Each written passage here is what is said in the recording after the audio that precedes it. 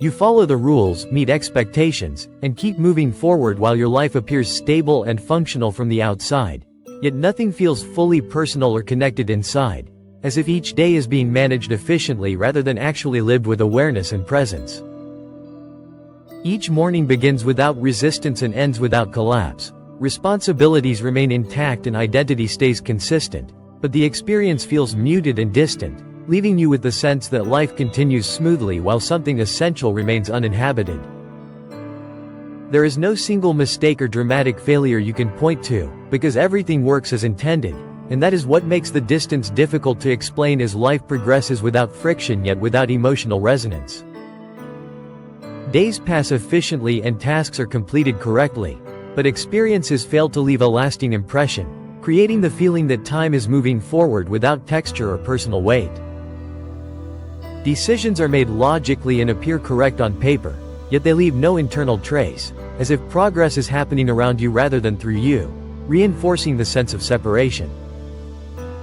This subtle distance is easy to ignore because nothing hurts enough to stop and nothing breaks loudly enough to demand attention, yet something inside recognizes the separation. You continue because stability is mistaken for fulfillment when nothing appears wrong, and consistency is rewarded even as presence quietly fades. Life belongs to you in theory but not fully in experience, producing a quiet sense that your days are owned rather than inhabited. This experience has a name and it is called alienation, describing the separation between action and meaning rather than an absence of emotion. Alienation is not sadness or anxiety but the condition of being present without being involved, active without being connected, and functional without depth. You are not broken but disconnected, operating efficiently while something essential remains just out of reach. From an evolutionary perspective, this response makes sense, because the human nervous system did not evolve for constant abstraction, speed, and uninterrupted cognitive demand. For most of human history, life was embodied and immediate, with actions tied closely to visible outcomes and recovery built into the rhythm of survival. Attention was narrow and purpose was clear, allowing stress to arrive, resolve, and disappear without lingering activation. Modern life removed that resolution phase, replacing it with continuous stimulation and delayed outcomes that never fully close the loop. Over time, constant activation teaches the body to reduce sensitivity in order to survive without burning out. Most modern effort is abstract, directed toward outcomes you cannot see and futures you cannot feel, separating action from meaning. The nervous system adapts by dulling rather than collapsing, shifting from presence to efficiency as repetition increases.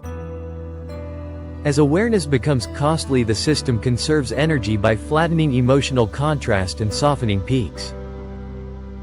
Highs feel lower and lows feel flatter, not because emotion is lost but because it is compressed to maintain stability.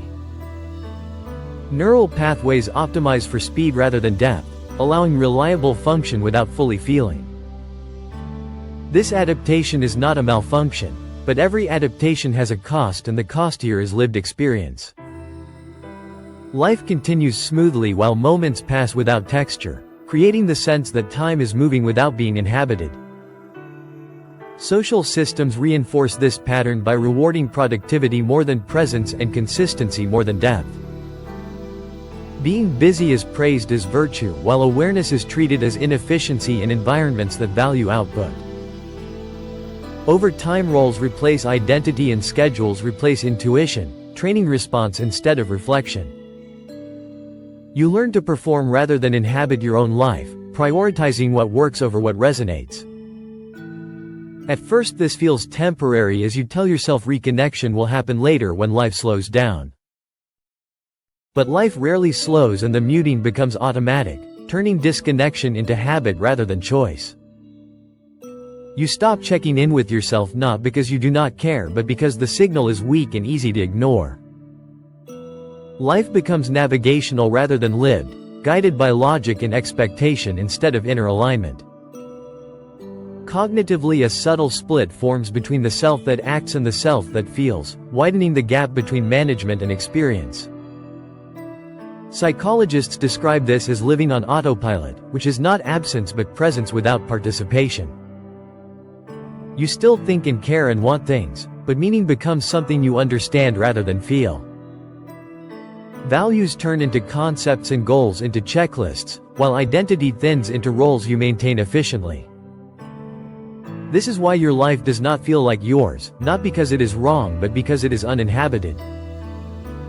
Philosophers named this state alienation long before modern psychology, describing separation rather than illness. Alienation is a life that continues without being felt and a self that acts without being present. When awareness is no longer invited, it withdraws quietly, not destroyed but unused. You begin observing yourself live instead of living directly, present but distant within your own days. At first this feels like maturity or control, a belief that this is simply what adulthood looks like. But stability without presence becomes distance, and distance without awareness becomes emptiness. The problem is not a lack of meaning, because meaning requires contact with lived experience. Contact requires slowing down, something modern life rarely allows amid constant stimulation. So distraction fills the gaps and stimulation replaces reflection, keeping awareness at a distance. Silence becomes uncomfortable because it creates space, and space allows feeling to return. Feeling has been avoided for a long time, so the cycle continues with more movement and less presence. Alienation is not permanent, and it is not who you are, but a state created by adaptation without reflection. Nothing essential inside you is gone, and nothing meaningful is broken despite the distance. Your system learned to survive a world that never pauses, choosing efficiency over depth to endure. That adaptation worked until it cost too much, because protection without awareness becomes isolation. Even from yourself the distance grows, signaling the need for contact rather than escape. The signal of alienation is not asking you to abandon your life or become someone else, but to restore contact with experience that has been muted by constant adaptation. Reconnection does not begin with dramatic change or forced emotion, but with awareness returning to ordinary moments without pressure or demand. Presence does not arrive through effort or intensity, but through permission to notice what is already happening without trying to optimize it. When the nervous system begins to feel safe again, experience returns slowly and unevenly rather than all at once. Moments start to linger slightly longer and reactions feel more real, even if the change is subtle at first. Life begins to pass through you again as awareness re-enters situations that were previously handled automatically. This shift does not require abandoning responsibility or stability, only inviting attention back into familiar routines. Ordinary experiences regain texture when they are inhabited rather than managed, even within the same external conditions. Your life starts to feel like yours again, not because circumstances change, but because presence returned. Alienation is not a failure or a flaw, but a signal that living has been reduced to functioning for too long. It reminds you that experience cannot be automated without cost, and meaning cannot survive without contact. The deepest reconnection is not with achievement, productivity, or optimization, but with awareness itself. Awareness does not demand perfection or intensity, only honesty and space to notice what is already there. A meaningful life is not the one that looks correct from the outside, but the one that is actually lived from within. When experience is allowed to return, even slowly, life regains depth without needing to be redesigned. What changes is not the structure of your days, but the way those days are inhabited. Alienation loosens as awareness becomes a participant again rather than a distant observer.